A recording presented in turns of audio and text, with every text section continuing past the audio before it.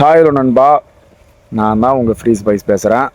இப்போ எதை பற்றி பேசலான்னு வந்திருக்கேன்னா, இப்போ 13ஆம் தேதி நம்ம தமிழக வெற்றிக் கழக தலைவர் அவர்கள் கரூரில் நேரில் சென்று பாதிக்கப்பட்ட எல்லோரையும் போய் பார்க்க போகிறாங்கன்ட்டு ஒரு நியூஸு இப்போ வைரலாக பரவிக்கிட்டு இருக்குது.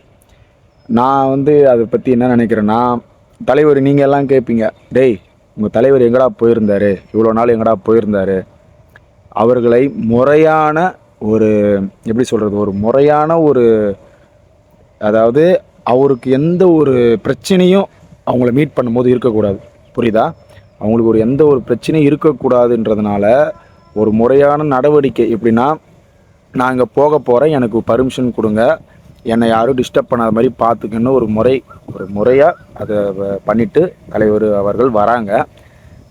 எனக்கு அதில் என்ன ஒரு எப்படி சொல்கிறது, எனக்கு ஒரு ஒரு மன திருப்தி இப்போ. ஏன்னா எல்லோரிடமும் எங்கள் தலைவர் ரொம்ப ஒரு மன கஷ்டத்தை அனுபவித்தாங்க. ஏற்கனவே இந்த 41 பேர் இழந்ததே அவரால் ஜீர்ணிக்க முடியல.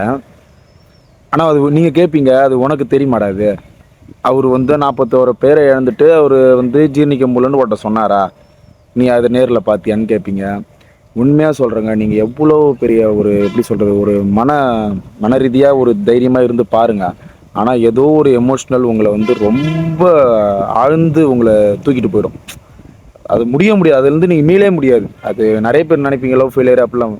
இது மாதிரிலாம் ஒரு உயிர், நம்மளை பார்க்க வந்த ஒரு உயிர் அது போயிடுச்சு. ஏன்னா இப்போ தலைவர் அவர்கள் பார்க்க இப்போ எல்லாருமே சொன்னாங்க, டிவிக்கே தான் எல்லாத்துக்கும் காரணம், டிவிக்கே தான், டிவிக்கு பாருங்க அவருக்கு அரசியலே பண்ண தெரியல, இதெல்லாம் ஒரு பொலிட்டிஷியனுக்கு ஒரு அறிகுறியே கிடையாது அப்படின்ட்டு எவ்வளோ பேர் சொன்னாங்க. பட் ஆனால் இருந்தாலும் தலைவர் அவர்கள் இன்னைய வரைக்குமே அந்த சலசலப்புக்கெல்லாம் எல்லாத்துக்கும் ஒரு விடையாக இப்போ 13ஆம் தேதி வரப்போகிறாங்க. நீங்கள் தொண்டர்கள் எல்லோருமே அவரை நீங்கள் அவருக்கு ஆதரவு நீங்கள் கொடுக்கணும். 2026 நிறைய சம்பாதிச்சிட்டாருங்க, அந்த மனுஷன் நிறைய சம்பாதிச்சிட்டாரு தாங்க. அதனால் இப்போ அரசியலுக்கு சம்பாதிக்கணும் ஒரு அவசியமே இல்லைங்க. அவர் ஒரு 2 படம் பண்ணாருன்னா வச்சுங்க, வருஷத்தில் 500 கோடி எடுத்துகிட்டு போய்கிட்டே இருப்பாருங்க நம்ம தளபதி, புரியுதா? நல்லா புரிஞ்சுக்கணும். நம்ம எல்லோரும் மாதிரியும் நம்மளும் பேசக்கூடாது. எவ்வளோ பேர் சொல்லுவாங்க நம்மளை, என்ன அணில் குஞ்சிராணிங்களாம் அப்படின்னு சொல்லிட்டு நமக்கு ஒரு பட்ட பேரை சூட்டி அதை ஒரு பிரபலமாக்குவாங்க. அது எவ்வளோ வேணால் ஆகிட்டு போட்டோம். என் தலைவனுக்காக நான் இருப்பேங்க, உண்மையாக சொல்கிறேன், என் தலைவனுக்காக நான் இருப்பேன். அதனால் எனக்கு என்ன பிரச்சனை வந்தாலும் சரி அவர் பார்த்துப்பாருன்ட்டு நான், எனக்கு என் கடவுள் இருக்கார், கடவுள் என்னை பார்த்துப்பாரு, அது வேறு விஷயம். ஆனால் அவருக்காக நான் இருக்கிறேன்றதை நான் இந்த இடத்துல நான் பதிவு செய்ய விரும்புகிறேங்க. ஏன்னா அது மட்டும் இல்லாமல் எப்படி சொல்கிறது, இப்போ சோசியல் மீடியாவில் இப்போ நான் பார்த்தேன்,